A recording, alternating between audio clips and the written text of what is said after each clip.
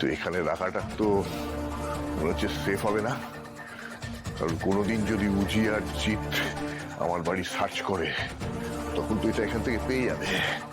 তাহলে তাহলে তাহলে তাহলে তাহলে তাহলে এমন একটা জায়গায় রাখতে হবে যেখানে কেউ সন্দেহ করবে না, কাক ছিল টের পাবে না। ইয়েস।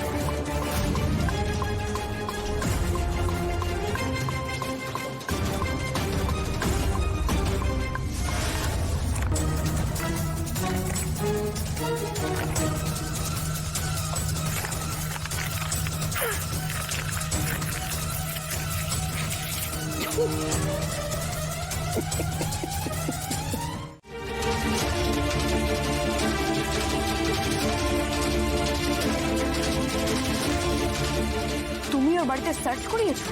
হ্যাঁ করিয়েছি। কেন, কোনো অসুবিধা আছে তোমার? হ্যাঁ অসুবিধা আছে, আমার অসুবিধা আছে।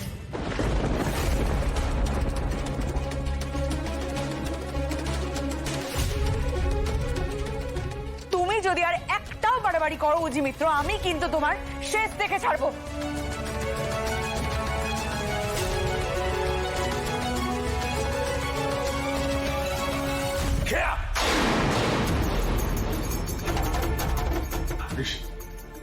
Stop it! Keep quiet.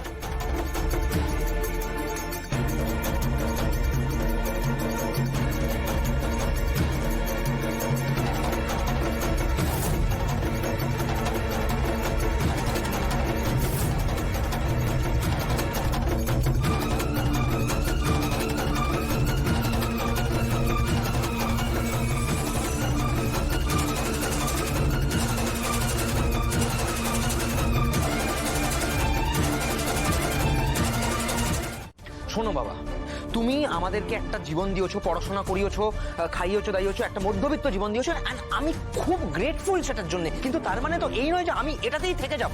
আমার অ্যাম্বিশন খুব বড়। বাবান, তুই বাবার সঙ্গে আবার ওইভাবে কথা বলছিস?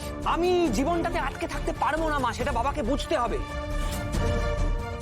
শোনো, আমি রোজগার করব, বড় লোক হব, ভালো থাকবো, কিন্তু এসব এসব ক্রাইম টাইমের সাথে আমার আমার আমার কোনো যোগাযোগ নেই। বুঝি আপনার এই থিওরি মানলেও সায়ন্তনকে কিন্তু এর মধ্যে ঠিক করতে পারছি না। সবকিছু তো সার্চ করা হয়েছে, তারপরেও সায়ন্তনকে সন্দেহ করাটা ঠিক হচ্ছে আমাদের? পাখির চোখ করে সায়ন্তনকে কেন টার্গেট করে নিচ্ছি আমরা? টার্গেট তো দুর্জয় ঘোষালো, কিন্তু দুর্জয় ঘোষালের বয়স হয়েছে, নিজে কিছু করতে পারবে না ঠিকই, অন্য কাউকে দিয়ে করাতে পারবে। এক্স্যাক্টলি বুঝি, দুর্জয় ঘোষালে বয়স হয়েছে, নিজে কিছু করতে পারবে না, অন্য কাউকে দিয়ে করাবে। এই অন্য কেউটা সায়ন্তন কেন? আপনার পার্সোনালি সায়ন্তনকে সন্দেহ হয় বলে আপনি ওকে কেসের সঙ্গে টার্গেট করে নিচ্ছেন, এটা তো ঠিক হচ্ছে না। স্যার আপনি প্লিজ আমাকে একটু ভরসা করুন। আমার সায়ন্তনকে সন্দেহ হয় এমনি এমনি না, ওরা আমাদের বাড়ির সাথে ইনভলভ হয়ে যাওয়াটা কোনো কোইন্সিডেন্স নয়, হতে পারে না। এটা প্ল্যান করে করা হয়েছে, কেউ বা কারা এটা প্ল্যান করেছে, কিন্তু কে করেছে সেটাই আমাদের খুঁজে বের করতে হবে। আচ্ছা উজি, আমরা এখানে কি খুঁজতে এসেছি?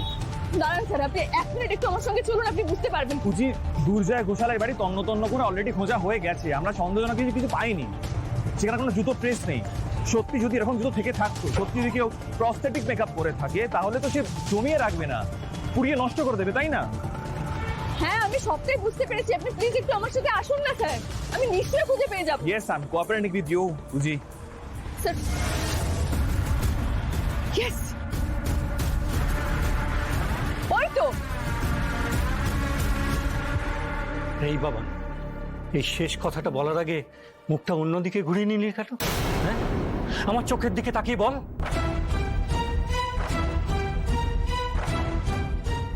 বাবান, এখনো কিন্তু আমি এই বাড়ির কর্তা। আমার কথার জবাব তোকে দিতেই হবে। বল, এই বাড়িতে পুলিশ রেড করলো কেন, বল। আরে সেটা আমি কি করে জানবো? তুই সেটা তো উজি ব্যানার্জিকে জিজ্ঞেস করতে পারতে, আলাপও তো হয়েছে তোমার সঙ্গে। ওই ঋষি ব্যানার্জির বউ, ও এত যে আমাকে হ্যারাস করছে, পেয়েছে কিছু খুঁজে পেয়েছে, সেদিনও তো এলো। কোনো প্রমাণ, কোনো সাক্ষী, কিচ্ছু পেয়েছে? এগুলো জাস্ট আমাকে হ্যারাস করা আর কিচ্ছু নয়। শোনো, বাবা তো আমাকে কোনোদিন বিশ্বাস করবে না, বাবা তো একদম মানে প্রতিজ্ঞাবদ্ধ আর কি। তুমি বলো মা, তোমার নিজের ছেলেকে দেখে মনে হয় যে তোমার ছেলে একটা কোল্ড ব্লাডেড ক্রিমিনাল? অ্যাকচুয়ালি কি জানো তো বাবা, আমার ত্রুটি ধরতে পারলে না তোমার ইগো স্যাটিসফাইড হয়। দাদা তুই চুপ কর না, রাগারাগি করিস না। কি রাগারাগি করবো না মুন্নি বলতো, রোজ এই দোষারোপ ভালো লাগে? ও মনি আমাকে যাই বোঝানোর চেষ্টা করুক, যাই করার চেষ্টা করুক, আমি সায়ন্তনের হাত ছাড়বো না দাদা ভাই। আমাদের মধ্যে একটা সম্পর্ক তৈরি হয়েছে দাদা ভাই, একটা ভরসার জায়গা তৈরি হয়েছে, একটা বিশ্বাসের জায়গা তৈরি হয়েছে। ওই মানুষটা আমাকে বাঁচিয়েছে, আমার খারাপ সময় আমার মেন্টাল হেলথ ঠিক রাখার জন্য অনেক কিছু করেছে দাদা ভাই, অনেক কিছু। আমি তোকে বলতেই পারতাম চলো আমরা বাড়ি ছেড়ে পালিয়ে যাই, পালিয়ে গিয়ে বিয়ে করি, বলতে তো পারতাম দাদা ভাই। আরে বাবা, বিয়ের প্রসঙ্গটা উঠছে কোথা থেকে? আর তুই এখনই বিয়ে করবি বা কেন? এই তো কয়েকদিন হয়েছে সায়ন্তনের আলাপ আমাদের সাথে হয়েছে, আর তাছাড়া তুই ওকে ভালো করে চিনিস না, আর তুই বিয়ের কথা বলছিস। আর উজি তো এখন ওর উপরে ডাউট করে যাচ্ছে, ছেলেটা নাকি বড্ড সন্দেহজন। ওই দেখো, দেখো মা, দেখছো বাবা, দেখো বউয়ের উপরে ঝোল টেনে কথা বলছে। শোন দাদা ভাই, তোর বউয়ের সমস্যা যে ও সায়ন্তনকে পছন্দ করে না, ও বারবার সন্দেহ করে, আমাকে বোঝানোর চেষ্টা করছে যে ও আমার ভালো করছে। মা, বাবা, সায়ন্তনকে তোমরা আমার জীবনে মেনে নাও, একমাত্র তাতেই আমি ভালো থাকবো। তোমরাই তো বলতে যাতে আমি নতুন করে আবার জীবনটা শুরু করি, আমার জীবনে কেউ এলে আমি তাকে যেন একসেপ্ট করে নিই। সায়ন্তনের সাথে জীবন শুরু করলে আমি হ্যাপি থাকবো। আমার মধ্যে যে সমস্যাগুলো ছিল এতদিন ধরে সেগুলো থাকবে না, কিচ্ছু থাকবে না।